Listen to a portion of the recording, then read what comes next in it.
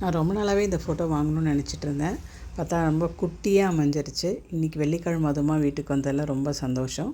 இந்த ஃபோட்டோ பார்த்தீங்க அப்படின்னா, சொர்ண ஆகர்ஷ்ண பைரவர். சிவனுக்கு 8 நாமங்கள் உண்டு. அதில் ஒரு நாமம் பார்த்தீங்க அப்படின்னா சொர்ண ஆகர்ஷ்ண பைரவர். கண்டிப்பாக நம்ம பூஜை அறையில் இந்த ஃபோட்டோவும் கண்டிப்பாக இடம்பெறணும். அதுக்காக தான் இந்த ஃபோட்டோ நான் ஆன்லைனில் தான் ஆர்டர் பண்ணி வாங்கியிருந்தேன்.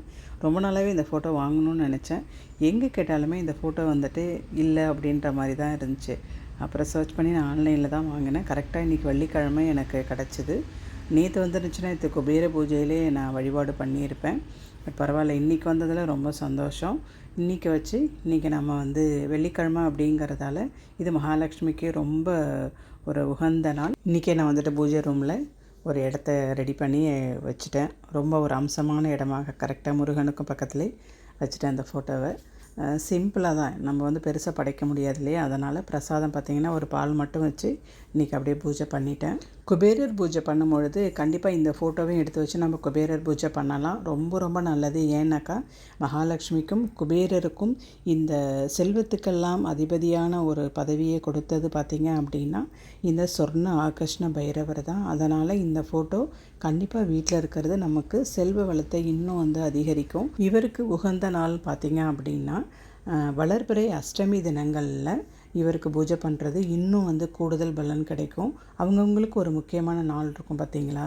அதில் இவங்களுக்கு வளர்பிறை அஷ்டமி தினங்களில் ரொம்ப உகந்த நாள்.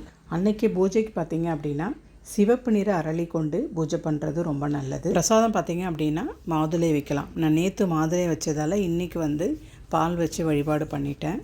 பக்கத்துலேயே நம்மக்கிட்ட பிராஸில் அந்த வாழை மரம் இருந்துச்சு. நல்லா அப்படியே செட் பண்ணி வச்சுட்டேன். உண்மையாலுமே ரொம்ப பார்க்குறதுக்கு சின்ன ஃபோட்டோவாக இருந்தாலும் ரொம்ப லட்சணமாக இருந்துச்சு.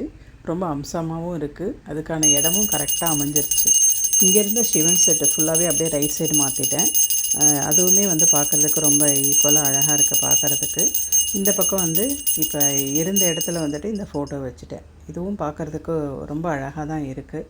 இதே மாதிரி ஒரு ஸ்டெப் மாதிரி வாங்கிட்டு அதில் வைக்கலான்னு இருக்கேன். இடம் அடைக்காமல் இருக்கும் பார்த்திங்களா? அதனால் இதே மாதிரி இந்த குட்டியாக அந்த மேடை மாதிரி இருக்கு இல்லையா, ஸ்டெப்பு, அதே மாதிரி இந்த பக்கம் வாங்கி வச்சிட்டேன்னா இன்னும் அழகாக இருக்கும். இன்னும் நிறைய வேலைகள் இருக்குது. கீழே லைட்டெல்லாம் போடணும். கீழே லைட் கிடையாது, மேலே மட்டும்தான் லைட்டு. அடுத்த ஸ்டெப்பில் லைட் இல்லை. இதையும் ரெடி பண்ணிட்டேன்னா பூஜை ரூம் பார்க்குறதுக்கு இன்னும் அழகாக இருக்கும். இந்த வீடியோ உங்களுக்கு பிடிச்சிருந்துச்சுன்னா நம்ம சேனலை சப்ஸ்கிரைப் பண்ணி சப்போர்ட் பண்ணுங்கள். மீண்டும் ஒரு அடுத்த வீடியோவில் சந்திக்கலாம். அது வரைக்கும் மீட் சுமா செல்வா. தேங்க்யூ.